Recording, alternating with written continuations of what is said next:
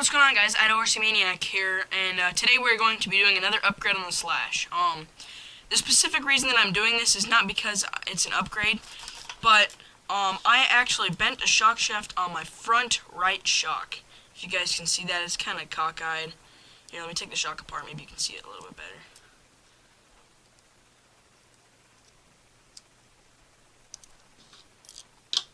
So as you can see, it's definitely bent.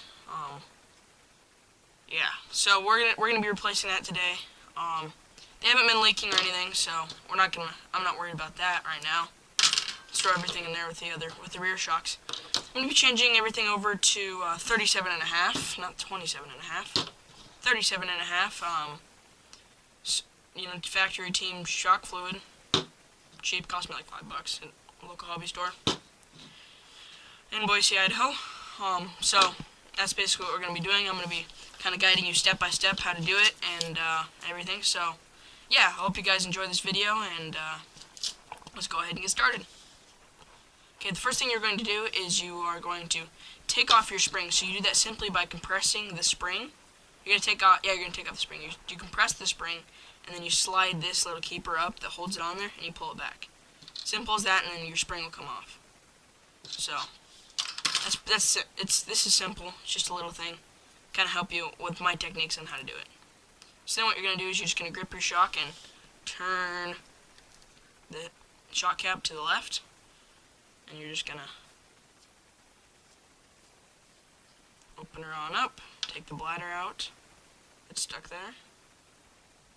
Then you're going to set it over here for a minute, and then you're going to seat your bladder back in here good. I'm going to do that with a knife, the back end of this blade. You just kind of push it back in there.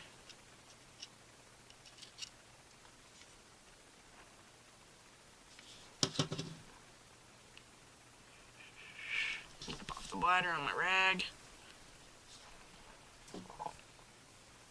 And I think that's it. I think the bladder's in there good. Let me make sure it's seated in there good. Okay, the bladder's in there good. So then you're going to take your shock, and you're going to tip it upside down, and you're just going to pump the plunger. And this will kind of let any other leftover shock oil out.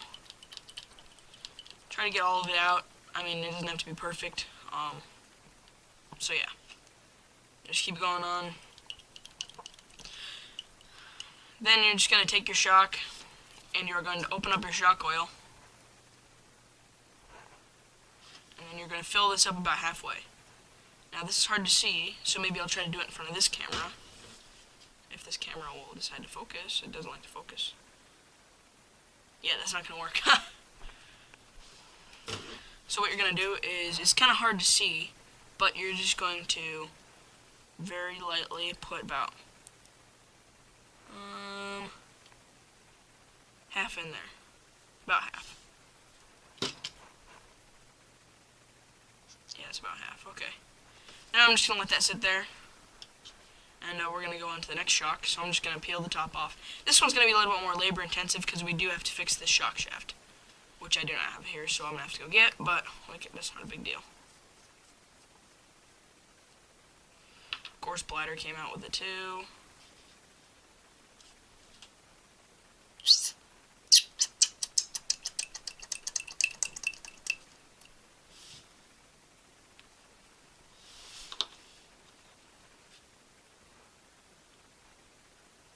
Put the bladder in there, make sure it's seated good. Notice I'm not using the bladed part of the knife because that would cut it. Then you'd have problems with your shocks. So you just kind of poke it in there.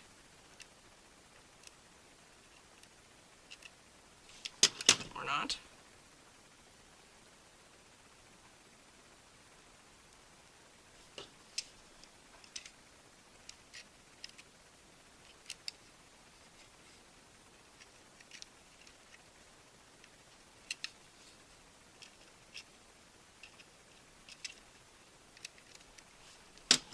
There we go, it's in there.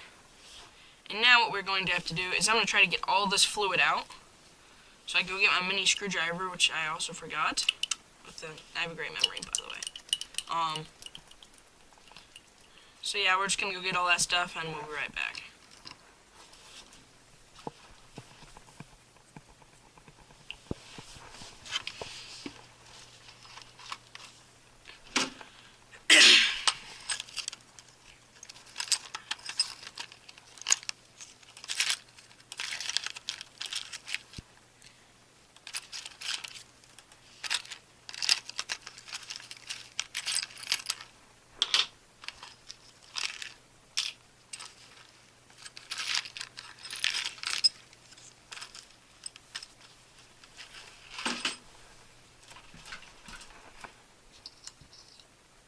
Okay, we're back and we got the one with the bent shock shaft. What we're going to do is we're going to screw off the bottom half. Notice we can't get it off, so you're going to need a pair of needle nose, which I also forgot. Great memory.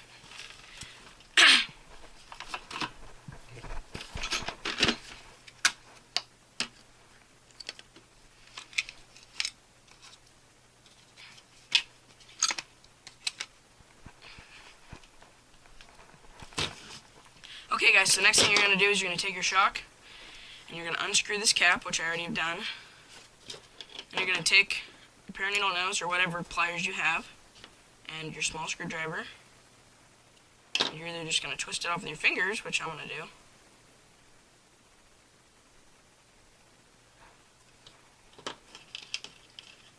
Just use a small Allen key.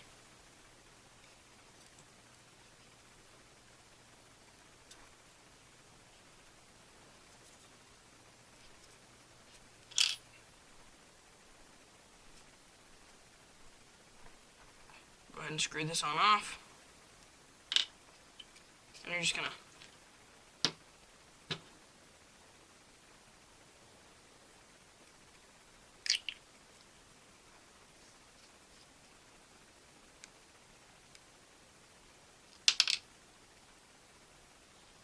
take the seal off. Just go ahead and force it through. Now that you just have your shock body, you're going to clean this off nice and good. And then, you're going to notice you have two C-clips. One to hold the plunger in place on the bottom to make sure it doesn't slide, and one on the top. So after you get it all cleaned off nice and pretty, you're going to take your micro screwdriver, or mini, whatever. You're just going to put in one of the little slots in down here. You guys can't see that very well, but put it in one of the slots and just push. C-clip comes off, plunger comes off, then you have to get your other C-clip because we're using a new plunger. Or I mean a new rod. Take that C-clip, do the same thing with it. I'm trying to think of what angle would be better at.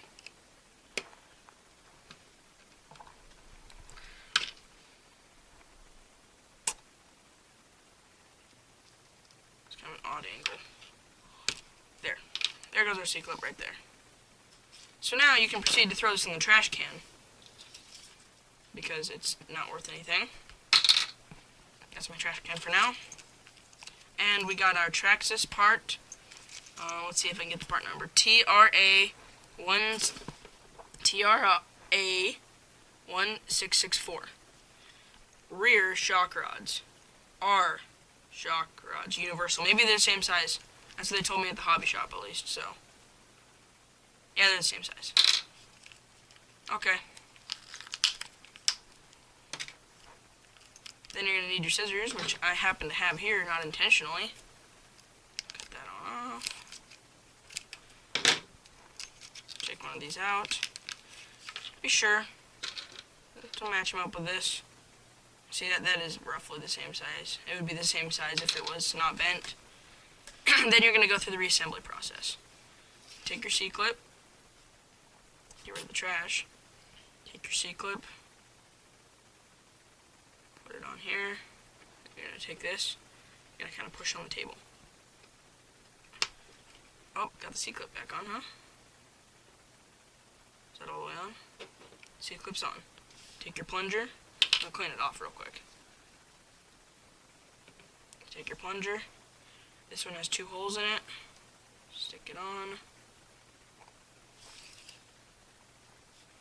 Take this C-clip. let's see. Maybe I can, let's see. C-clips are always a challenge for me. I hate them. But what else are you going to attach this with? I'm going to get my...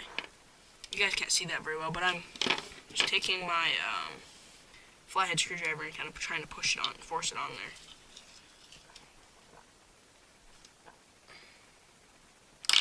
Crap, I keep dropping it. It's slick!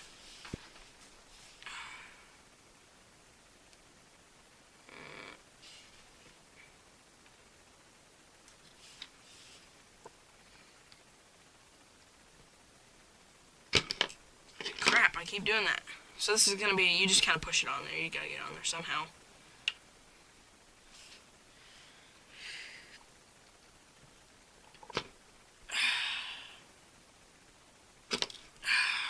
Where'd it go?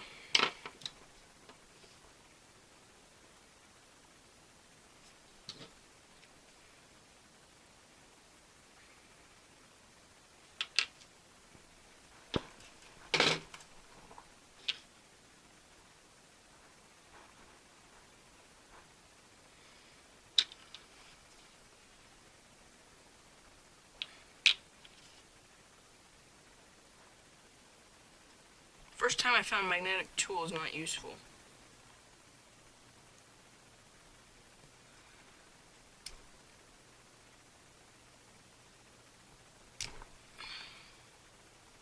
Almost on there. There we go, finally. Got that on there now. Nice and nice. Then we're just going to reassemble our shock tower. Just push this back down in through the hole. Let's see here. Through the hole. And that seal's going to come out, but that's okay. Just push the seal back up in there. Orf, orf. Seal. Ha, get it? And then we're going to take our other seal. And it just kind of sits in there. Put our cap on. Then what you're going to do is you're just going to simply put this back on. I mean, it's not that difficult. One thing that I encourage is not to be scared of working on your RCs, because if you're scared of working on it, you're never going to get things done, and you're going to pay more money taking it to the hobby store or the shop where they charge $40 an hour, which is almost mechanics wages, which is a lot of money. I mean, this is only like a 15-minute job, so that'd be like, let's see, half of, so they probably charge you for they probably have an hour minimum. So for something like this, they charge you $40, or they charge you even $20. That's ridiculous, because that literally took me like 2 minutes to do. And see, it's all ready to go. It's like brand new. That's how simple it is. It's not that hard. Then what you're gonna do is you're just gonna put in a half round of shock oil. Put in like half, like that. It's kind of a gauge, and then you're just gonna set that aside. Take your other one that you previously worked on, and you're just gonna kind of work it a little. Push it real good. That's what you're gonna do. So you're just gonna kind of go up and down with it, work out some air bubbles. Now you guys probably aren't gonna be able to see these on camera, but you will see air bubbles. Air bubbles get trapped under the plunger, and specifically when you put a new plunger in, there's a lot more air bubbles because it is a new plunger and it's trapped that air. I mean, it's not the new plunger, but the plunger's been taken out, so it traps that air a lot better than it would have if you just left it in there. So then you're just going to kind of work it till you stop seeing air bubbles. It doesn't have to be perfect. I mean, this is a racer slash basher, so it doesn't have to be perfect. I just about dumped shock oil all over the place. So mine's a racer slash basher, you know, and then you're just going to fill the rest of it with shock oil. Now, I don't always get this right, so let's see if I get it right on camera. Gonna go about just to the rim. This is my method, by the way. You're gonna go just to the rim. Then you're gonna take your shock cap and you are going to just set it on there. Then you're gonna compress your shock. I don't use the springs. You're gonna compress it about halfway, and you're just going to screw on your shock cap.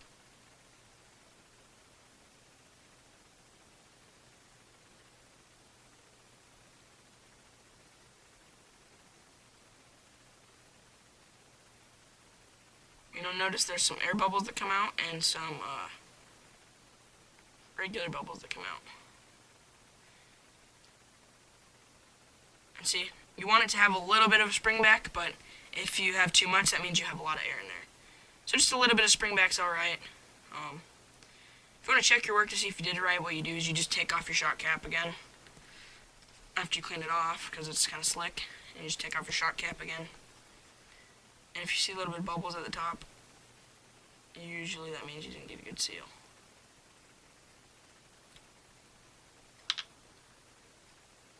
And see, there's no bubbles, so that's a good sign. Let's hit that there. We need to put this back in the... See, I've done it before, so I kind of know how to do it. So anyway, guys, I'm just going to put this back together. I don't know if I'll fast forward through this or skip it or whatever. Depends on the videos.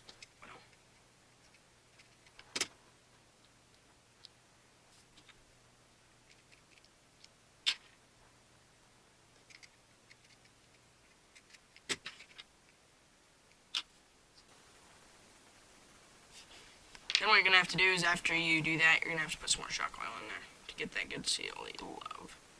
You love so much.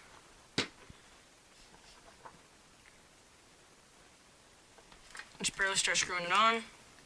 Push down. Twist. Oops. Twist.